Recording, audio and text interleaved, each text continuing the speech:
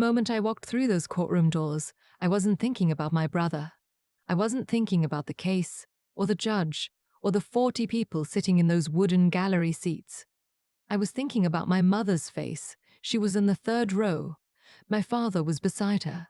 And the second they saw me, white coat, hospital badge, name embroidered in navy blue thread right above my left pocket, my mother put her hand over her mouth.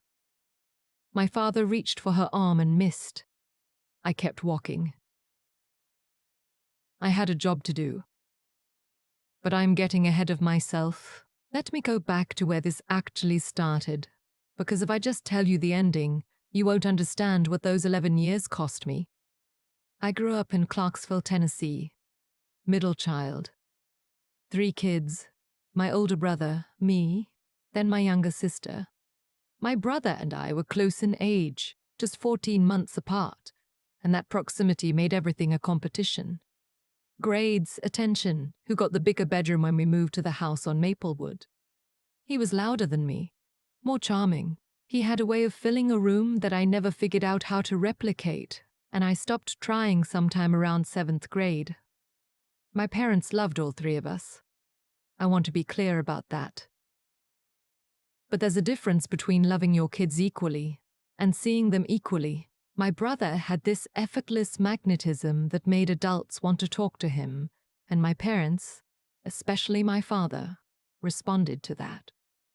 My sister was the baby. I was the quiet one in the middle who got good grades and didn't cause problems, and somewhere along the way, that became invisible. I don't say that with bitterness anymore. I spent years saying it with bitterness. Now I just say it because it's true, and because understanding it is the only way the rest of this makes sense. I decided I wanted to be a doctor when I was 16, not because someone inspired me, not because of some dramatic family illness. I just wanted it.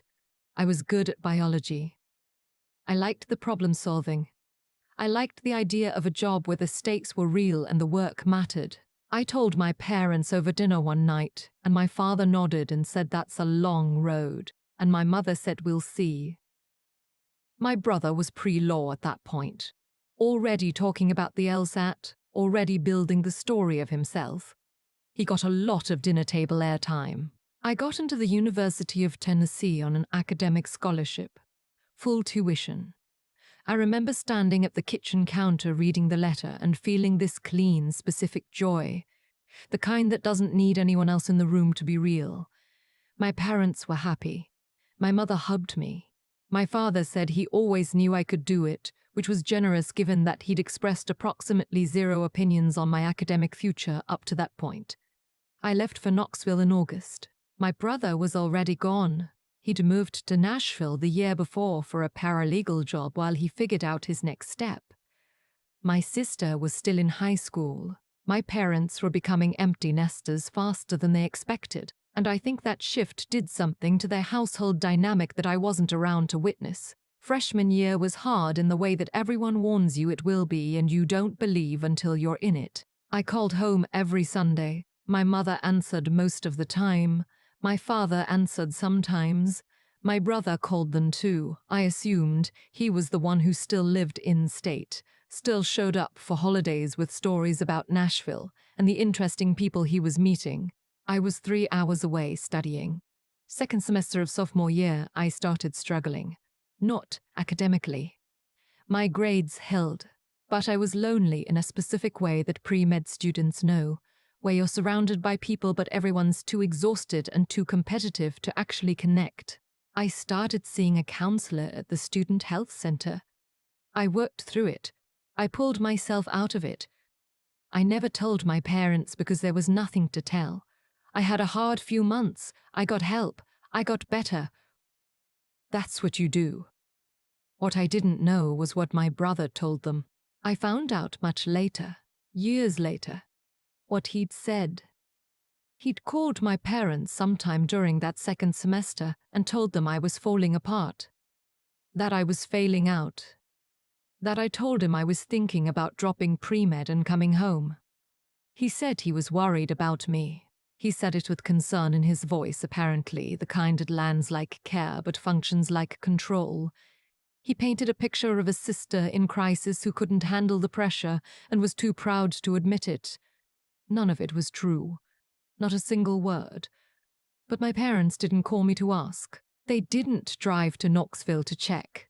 They called my brother back and had a long conversation about what to do about me, and somewhere in that conversation, a version of me was built that had nothing to do with who I actually was.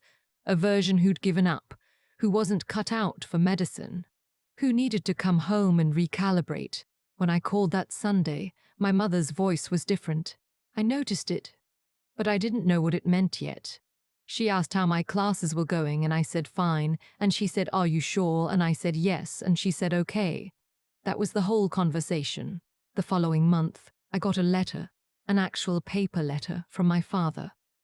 He said he and my mother had been talking, and they thought maybe medicine wasn't the right path for me, and there was no shame in changing direction, and they just wanted me to be happy. I read it 3 times. I called them immediately and said, "I don't know where this is coming from. I'm doing well. My grades are fine. I have no idea what you think is happening, but it isn't."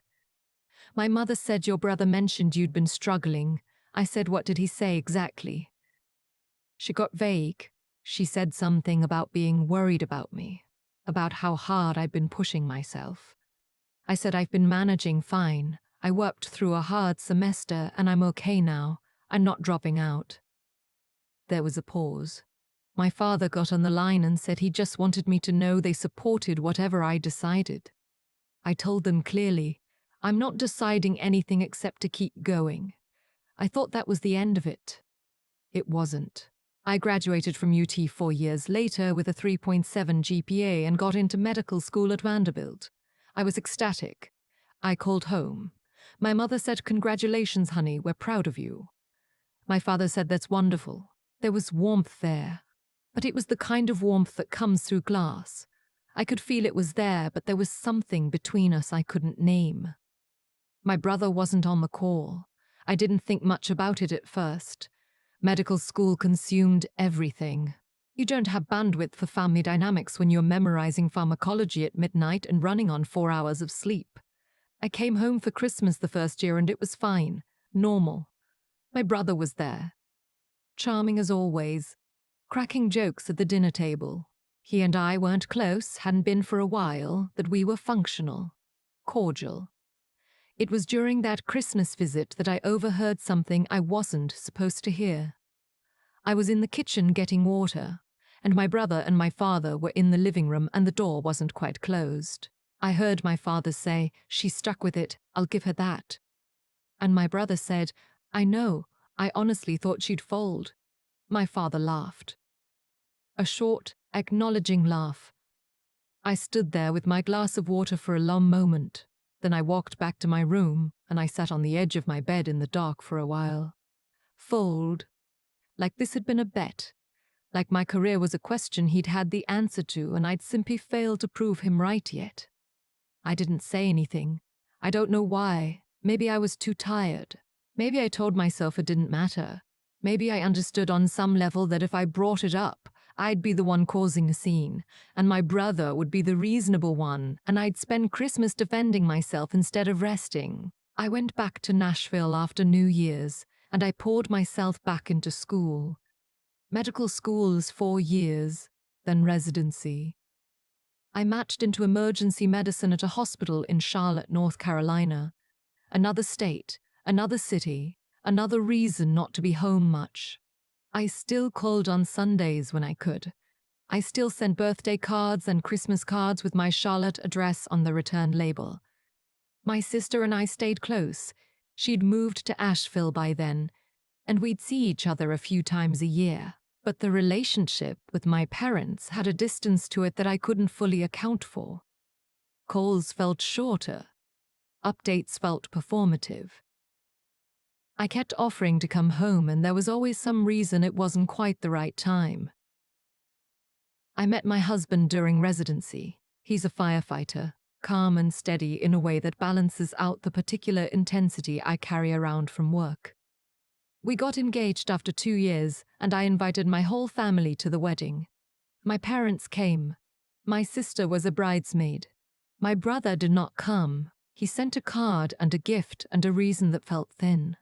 My father made a toast at the rehearsal dinner and got a little emotional and said he was proud of me, and I believed him in that moment completely. The distance crept back in after. It's hard to explain. It wasn't conflict. There was no fight, no dramatic falling out. It was more like the relationship had a ceiling that I kept bumping against. Certain topics never went anywhere. My career achievements were acknowledged politely and then moved past. My brother's life was discussed at length. My sister was doted on, partly because she was still in state and nearby. When I finished residency and took an attending physician position back in Nashville, of all places, I thought maybe proximity would change things. I was an hour from my parents. I suggested dinners, suggested holidays, made myself available in a way I hadn't been able to during training. Some of it landed, some of it didn't. My mother and I found a rhythm of Saturday phone calls that I valued. My father remained cordial but thin. My brother and I coexisted when we were in the same room, which wasn't often. Then last spring, everything shifted. I was on a Thursday afternoon shift when one of the nurses found me between patients and said there were 2 people at the front desk asking for me, not patients personal. I assumed it was a scheduling thing, some administrative confusion. I walked out to the waiting area. It was my parents. My mother looked smaller than I remembered, which startled me. My father looked like he hadn't slept. They were sitting in the hard plastic chairs in the ED waiting room, and when they saw me come through the doors in my white coat, stethoscope, hospital badge, name tag, my mother stood up so fast she knocked her purse off her lap. They weren't there about my brother yet. They didn't know about him yet. They'd driven to Nashville, to my hospital, because my father had been having chest pain for 3 days and my mother hadn't known what to do. And apparently, at some point, the decision they arrived at was to come find me. I won't pretend that didn't break something open in me, because it did. They'd come to me. After years of that glass wall distance, they came to me when they were scared. I took him back myself. I ran his workup. It wasn't a heart attack. It was a significant arrhythmia, manageable with medication, nothing requiring intervention that day, but something that needed monitoring and follow-up. I sat with them in the exam room after and explained everything. My father held my mother's hand. At one point, he looked at me, really looked at me, and said, "You're good at this." I said, "Thank you." I kept my voice even. I didn't cry until I was in the hallway. We had a long conversation that night, the 3 of us, in the hospital cafeteria after I finished my shift. Not about the chest pain, about the years, about the distance. My mother said she wasn't sure when things had gotten so formal between us. My father said he thought I'd wanted space. I said I'd never wanted space. I'd wanted to matter. That landed differently than I expected. My father went quiet in a way that was different from his usual quiet. I told them about the letter junior year. I told them I tried to explain but felt like I was pushing against something I couldn't see. My mother said, "Your brother was worried about you." I said, "I know what he told you." I said he was wrong. There was a long pause. My father said he'd assumed I'd confirmed it, because I never pushed back hard enough to contradict it. I said I pushed back once and then stopped because no one was listening. That night was the first time I felt like they were listening. But the real reckoning came 6 weeks later. My brother had been working as a county prosecutor in the Nashville area for several years, something I'd been peripherally aware of, but had no professional overlap with. Then I got a call from the DA's office asking if I could appear as an expert witness in a medical malpractice case that had become entangled with a criminal negligence charge. This happens in my field occasionally. I've testified before. I agreed, reviewed the case materials, prepared my testimony. I did not know my brother was involved until I walked into the courtroom. He wasn't the prosecutor on record. He was present as a senior advisor on the case, seated at the prosecutor's table. And in the gallery, I saw them in my peripheral vision as I was sworn in. My parents were there. Someone had told them, my brother, I assume. Whether he'd wanted them to see the confrontation or simply hadn't thought it through, I genuinely don't know. I gave my testimony. I was composed. I answered the questions I was asked, and I did not look at my brother unless the question required me to address the table, at which point I addressed the table the way I would address any room of professionals. When I stepped down, I passed close to the gallery. My mother reached out and touched my arm. I stopped. My father stood up halfway, an old-fashioned reflex. My mother said quietly, "We didn't know." I looked at her. I said, "I know." Then I walked out. What happened next? My sister told me later. My brother had apparently made several representations about the case that didn't hold up under cross-examination, not related to me, but related to his handling of evidence early in the investigation. The defense raised an issue. There was a judicial inquiry. He was placed on administrative leave while it was reviewed. I don't know the full outcome of that process. I don't ask. It wasn't mine to manage. What I do know is that in the weeks that followed, my parents and I had the hardest conversations we'd ever had. My father apologized, not the vague general kind, the specific kind where he named things.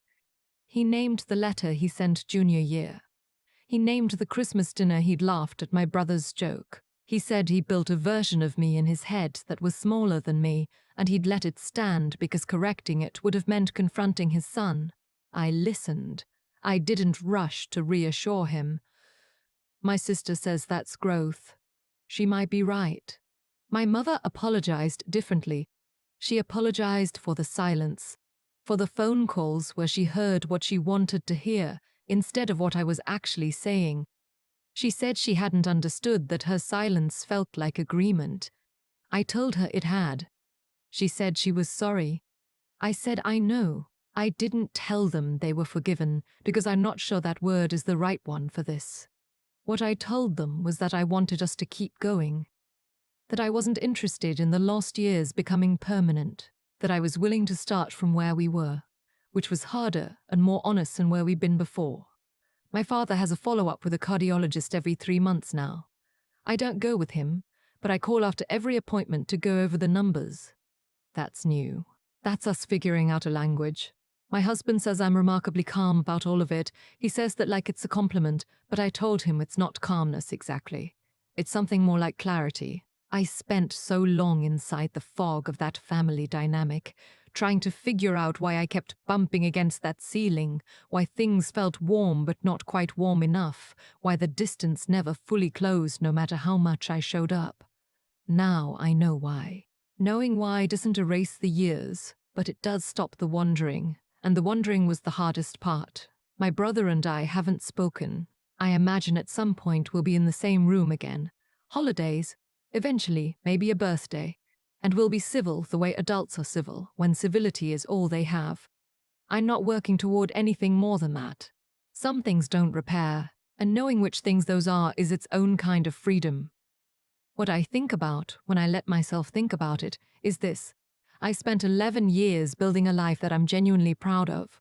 I didn't do it to prove something to anyone. I did it because I wanted it and I worked for it. But there's a particular thing that happens when the people who were supposed to see you finally do. When your father says, "You're good at this," in an exam room and means it. When your mother touches your arm in a courtroom and you know exactly what she's trying to say. It doesn't fix the years. But it's not nothing. I still go to work at 6 in the morning. I still run the same ED, make the same calls, chart the same notes. Last week, I had a patient come in, 22 years old, first year of nursing school, convinced she needed to drop out because the first semester almost broke her. I sat on the edge of her bed after her vitals were stable, and I told her that the first semester almost broke me too. That it doesn't mean what she thinks it means. She asked how I got through it. I said I just kept going. I said it's the most boring answer and also the truest one. She laughed a little. I handed her a box of tissues and moved on to the next room. It's enough. All of it, put together, is enough. I've thought a lot about what actually happened in my family. And the longer I sit with it, the more I think it wasn't one dramatic betrayal. It was 100 small moments where nobody asked the harder question. My brother said something that fit neatly into a fear my parents already had, that maybe I'd taken on too much, that maybe I wasn't as capable as I thought, and they let that fear do the work of verification for them. That's not a character flaw unique to my parents. It's something most of us do. We hear a story that confirms what we're already half afraid of, and we stop there, because asking further means we might have to revise something uncomfortable about ourselves. What it cost us was 11 years of a relationship that could have been something. Not perfect, it wouldn't have been perfect, but real. My father never saw me defend my first difficult diagnosis. My mother wasn't there when I matched into residency. They built a version of me in their heads that was smaller than me, and then they related to that version instead of me. And I felt that gap every single time I called home, even when I couldn't name it. The thing I keep coming back to is this. I stayed anyway, not because I was a pushover, and not because I was performing patience for some future payoff. I stayed because I understood, somewhere underneath the hurt, that my parents were not bad people. They were people who made a bad choice and then never found a clean way to correct it. There's a difference. Holding that difference in my head without letting it collapse into either total forgiveness or total resentment. That's the thing I had to learn how to do, and it took longer than med school. My brother is a different story. What he did was deliberate. He knew what he was saying wasn't true, and he said it anyway, and then he let it stand for over a decade. I don't spend much time analyzing why. Jealousy, insecurity, some calculus I'll never have full access to. It doesn't really matter. What matters is that the choices he made eventually came back around to him, not because the universe was keeping score, but because the habits that lead a person to lie easily in private tend to show up in professional context too. How you do one thing is often how you do everything. He wasn't caught because of me. He was caught because of who he'd become. I didn't plan any of what happened in that courtroom. I didn't orchestrate the moment my parents saw me in my white coat. I just kept building my life, residency, attending position, the work I genuinely love, and eventually the truth had enough mass that it couldn't be ignored anymore. That's what I want to hold on to, not the vindication, because honestly, that part was quieter than I expected. What I want to hold on to is the 11 years of showing up to a career I chose when I was 16 and never let go of. Through semesters that nearly broke me and a family that had been handed a lie and believed it. That persistence wasn't spite. It was just mine. The most honest thing I had. My father calls after his cardiology appointments now. My mother and I talk most Saturdays. It's not everything we lost, and I'm not pretending it is. But it's something we're building from where we actually are, which is more solid than anything built on pretense. I think that's the only foundation that holds.